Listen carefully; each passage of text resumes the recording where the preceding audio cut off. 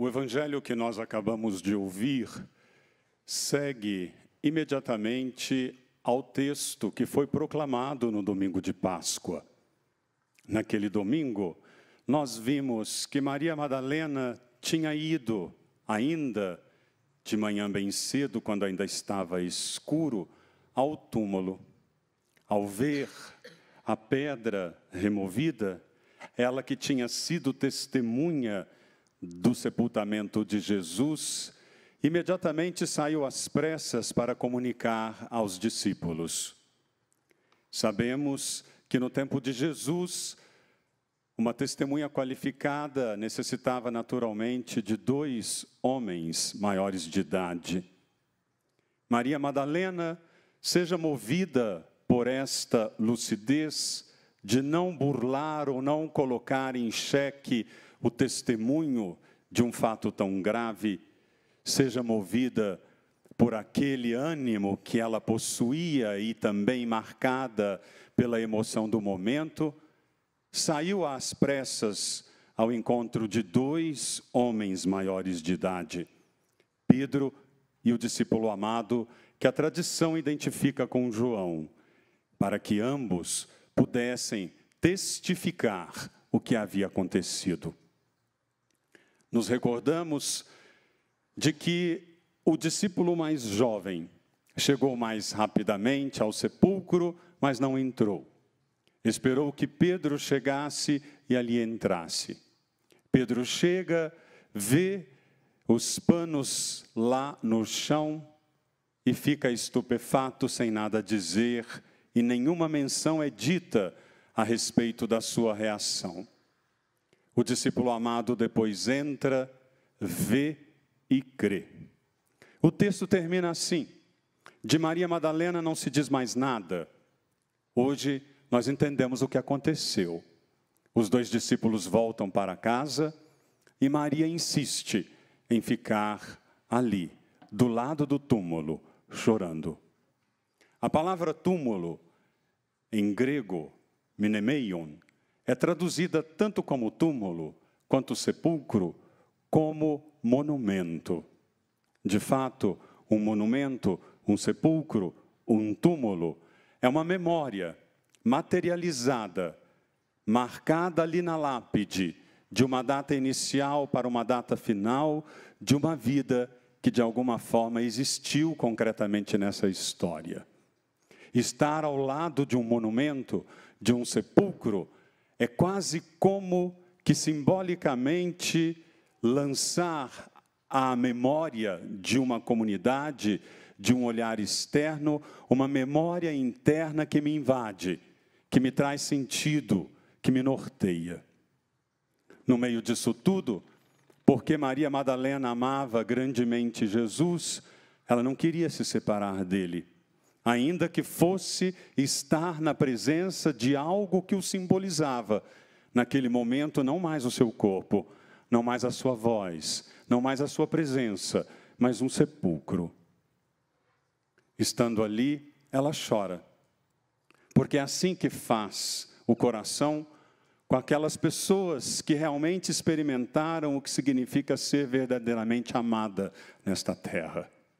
As lágrimas fazem parte da nossa história, e muitos de nós já choramos por motivos até irrelevantes para os outros, mas não para nós, como, por exemplo, termos machucado certa vez o nosso dedo no canto de uma porta. Mas é bem diferente quando nós choramos movidos por algo interior. Seja isso triste, seja isso tocante.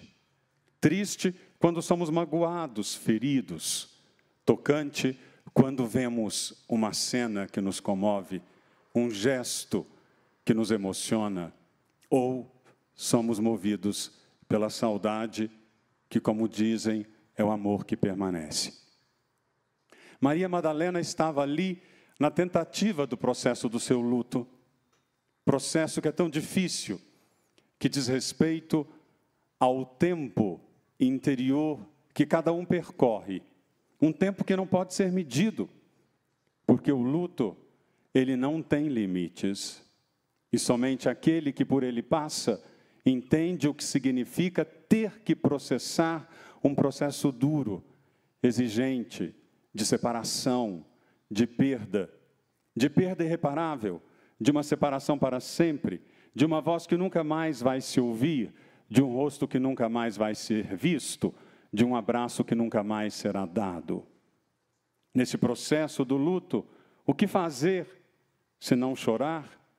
É o que muitas vezes acontece conosco. Quase como se as lágrimas fossem aquele esforço natural dos nossos sentimentos ou do nosso próprio corpo, que na sua gramática tenta de alguma forma entender a letra, o texto, o discurso de um sentimento tão complexo que se chama perda irreparável.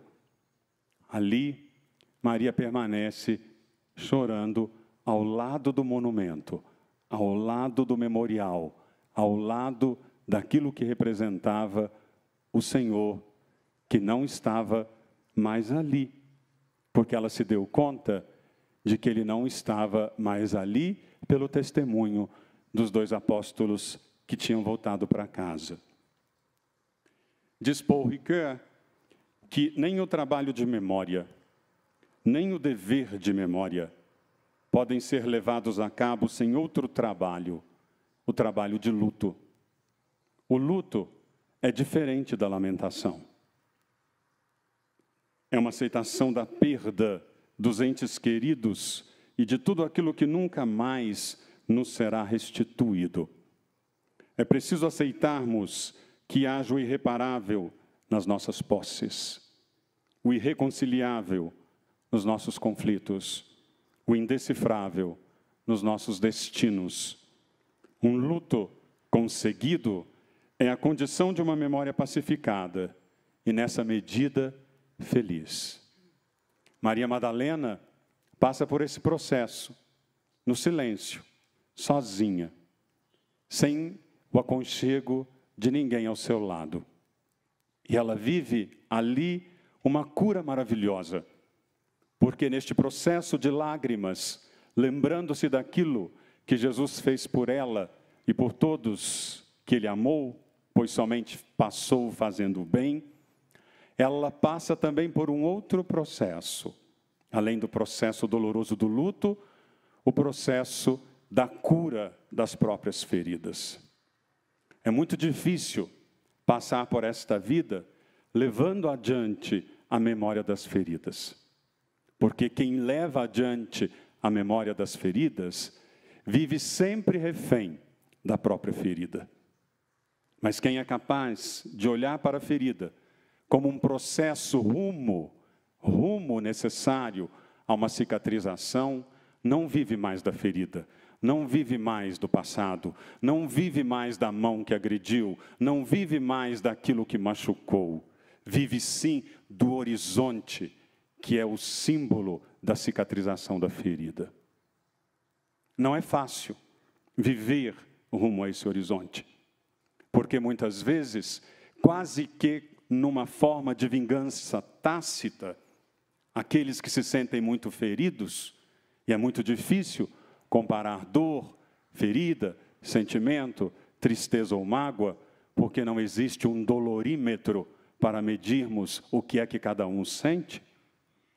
Neste processo, não é fácil viver na resiliência de querer alcançar um horizonte para além da ferida, porque quase sempre, por um mundo que nos cerca, marcado muitas vezes pela falta de esperança e de uma autêntica vivência cristã, nós preferimos nos tornar vítimas e continuar lamentando, gritando, murmurando uma vida toda, sem buscarmos o sentido do horizonte, que é a cicatrização da ferida.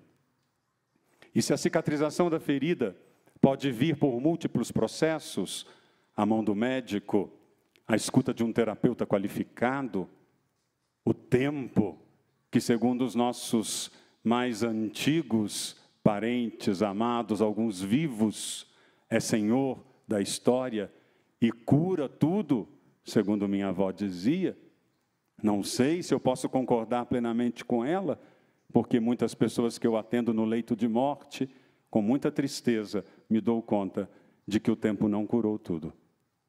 Porque o tempo de per se não cura nada, se não houver um desejo interior do ser humano que o tempo seja seu aliado na cura daquilo que feriu, daquilo que marcou na história pessoal do passado. Maria passa por esse processo e por isso, como diz São Tomás de Aquino, ela se torna apóstola dos apóstolos e uma mulher de uma estatura inimaginável aos nossos olhos, porque na antiguidade ela é venerada de uma forma tão respeitosa que ela aparece em todos os relatos da paixão, morte e ressurreição de Jesus. O coração do querigma, ali está essa mulher, presente, de pé, acompanhando passo a passo aquele que deu sentido à sua vida e que preencheu de sentido o seu coração. Maria, ali naquele momento, passa por um processo maravilhoso, um processo de superação do luto, porque ela abandona o lamento no momento em que ela permite que a sua palavra dê voz àquilo que habitava o seu interior. É maravilhoso, porque a palavra pode dar voz a muitas coisas.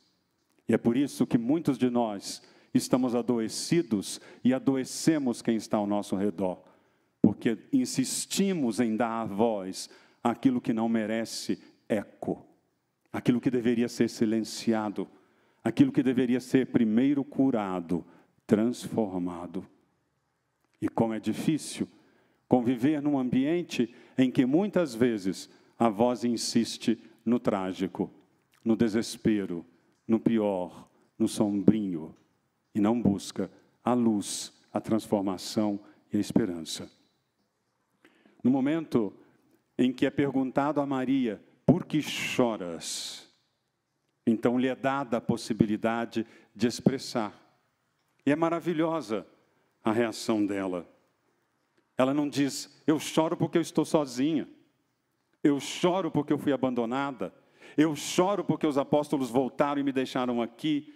Eu choro porque não tem ninguém aqui do meu lado. Eu choro porque eu sou uma vítima de tudo isso que acontece ao meu redor, nessa vida difícil de ser levada adiante. Ela não tem essa postura. Eu choro porque levaram o meu Senhor. Eu choro porque levaram o meu amor. Eu choro porque aquele que dá sentido e razão à minha vida, eu não posso vê-lo, eu não posso escutá-lo, eu não posso tocá-lo. E naquele momento, no diálogo com os anjos e com aquele que ela suspeitava fosse um jardineiro, quando ela ouve o seu nome, Maria, ela se reveste de luz, porque ela entende que ela está diante do seu mestre. Maravilhoso, porque assim nós entendemos o valor daquilo que significa um nome na cultura ocidental. Ensina a mitologia, a tradição grega, que um escravo, muitas vezes, tinha o seu nome escrito atrás, na sua cabeça raspada, para que ele não pudesse ver de frente o seu próprio nome e não pudesse ter posse desta identidade que liberta.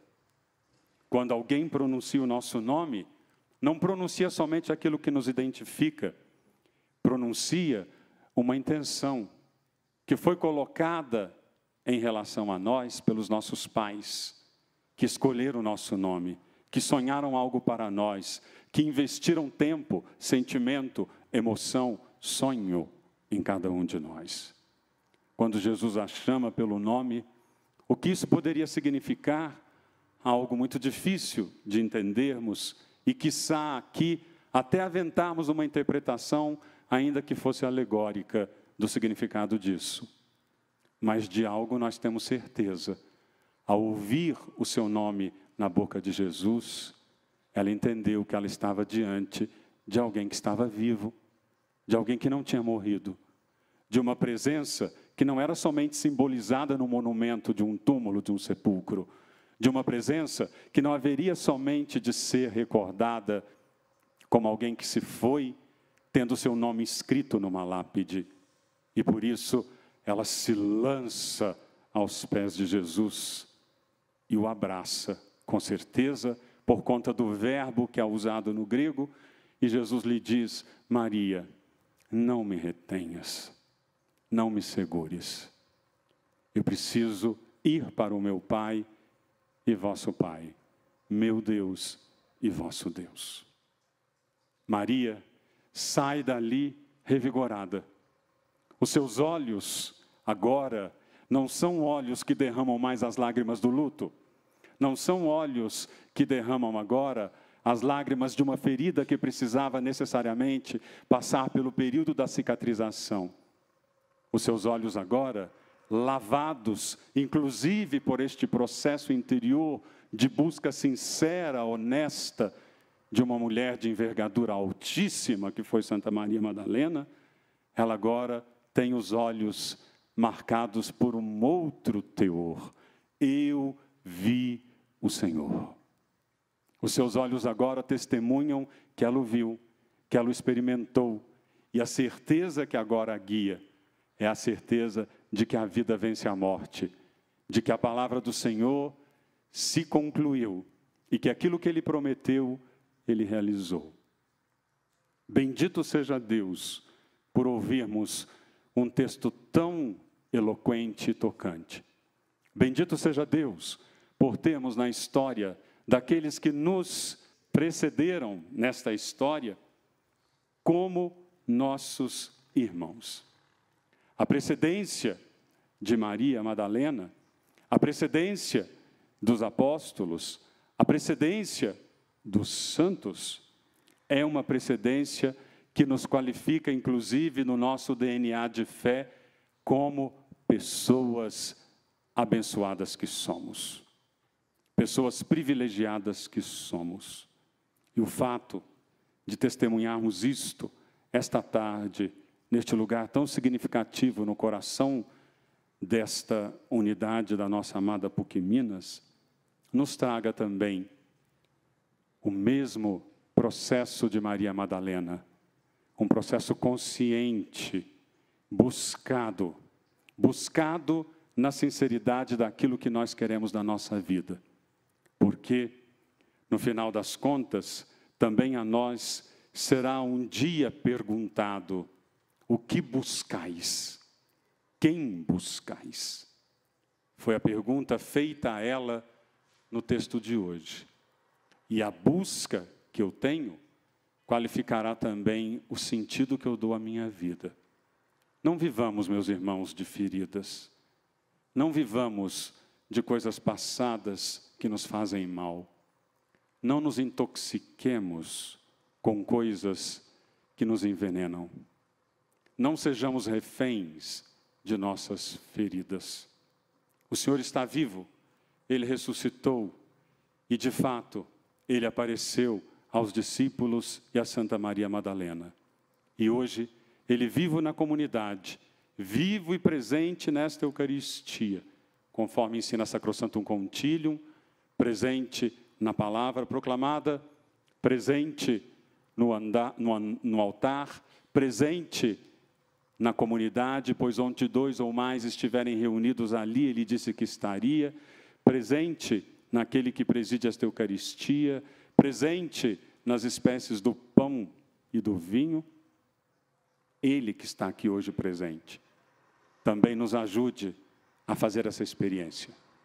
E ao término desta celebração, tendo também nós escutado a sua palavra, a sua doce voz que se dirige a cada um de nós, chamando-nos para deixar as coisas velhas para lá, para buscar as coisas novas, para abandonarmos o homem velho e ressuscitarmos com Cristo para o homem novo que somos chamados a ser, nós também possamos sair hoje desta celebração felizes por sermos membros desta família, felizes por termos tido predecessores como Santa Maria Madalena, por termos a alegria de ouvir um texto como este, Felizes, porque também nós poderemos dizer, cada vez que formos a uma Eucaristia e temos feito a experiência da presença de Cristo, eu vi o Senhor.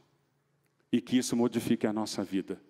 E que os nossos olhos, apesar das lágrimas que derramam, das memórias que tem que carregar, das difíceis labutas que tenhamos que enfrentar, não seja movido pela ferida e nem pela cicatriz, mas pelo horizonte da vida nova que Cristo nos concede. Amém.